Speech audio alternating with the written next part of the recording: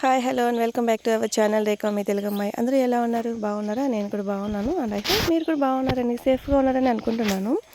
So ఇక్కడైతే మీకు ఒక మంచి హెల్తీ బ్రేక్ఫాస్ట్ అయితే చూపిస్తానండి. సో అందుకోసమని గోధుమ పిండి అయితే తీసుకున్నాను. అందులో బీట్రూట్ ఉంటుంది కదా, సో అది మంచిగా పీల్ చేసుకొని ఒక బిగ్ సైజ్ తీసుకున్నాను నేనైతే. 1/2 kg కంటే ఎక్కువే తీసుకున్నానండి గోధుమ పిండి. అందుకోసమని ఒక బిగ్ సైజు బీట్రూట్ అయితే తీసుకున్నాను. మంచిగా పీల్ చేసేసి మిక్సీ పట్టేసుకున్నాను అనమాట. ఫైన్ పేస్ట్ లాగా చేసుకున్నాను. సో అది ఇంకా పిండిలో యాడ్ చేసేసి సాల్ట్ కొద్దిగా యాడ్ చేసుకున్నాను.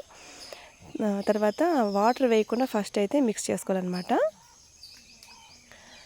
ఎందుకంటే అది అందులో కూడా కొంచెం వాటర్ అయితే ఉంటుంది కదా, సో అందుకోసమని ఫస్ట్ వాటర్ వేయకుండా మంచిగా మిక్స్ చేసుకోవాలి. తర్వాత వాటర్ అవసరమైతే ఖచ్చితంగా అవసరమైతే పడుతుంది. కొంచెంగా వేడి నీళ్ళు అయితే యాడ్ చేసుకొని మంచిగా మిక్స్ చేసుకోవాలన్నమాట.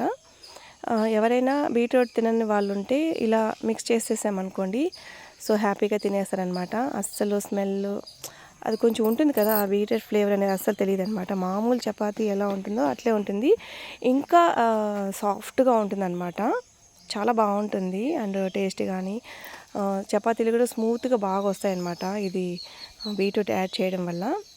సో ఇలా మిక్స్ చేసుకొని మంచిగా కలుపుకొని పక్కన పెట్టేసుకోవాలి. ఒక 15 మినిట్స్ పక్కన పెట్టేసి తర్వాత అయితే చపాతీలు మనం చేసుకొని ఇలా కాల్చుకోవాలన్నమాట. చాలా బాగుంటాయి అండ్ హెల్దీ కదా, సో అందుకని ఎవరైనా పిల్లలు తినని వాళ్ళంటే ఇలా ట్రై చేయండి, చాలా బాగుంటాయి. సో మనం కాల్చేటప్పుడు ప్యాన్ అనేది కొంచెం హీట్గానే ఉండాలన్నమాట. అప్పుడు మనకు చపాతీలు ఈవెన్గా కాలుతాయి, అలాగే సాఫ్ట్గా కూడా కాలుతాయి అన్నమాట. పెనం హీట్ తక్కువగా ఉందనుకోండి అసలు గట్టిగా వస్తాయి అన్నమాట చపాతీలు. ఇట్లా బబుల్స్ వచ్చిన తర్వాత మనము టర్న్ చేసుకొని రెండో వైపు కాల్చుకోవాలన్నమాట. సో అది ఫ్రెండ్స్ ఇవాళ వీడియో. దీని కాంబినేషన్గా డాల్ ఫ్రై అయితే చేశానండి, చాలా బాగుంటుంది. ఇది నెక్స్ట్ ఎప్పుడైనా మీతో షేర్ చేస్తాను. సో ఈ వీడియో మీకు నచ్చినట్టయితే లైక్ చేసి సబ్స్క్రైబ్ చేసుకోండి.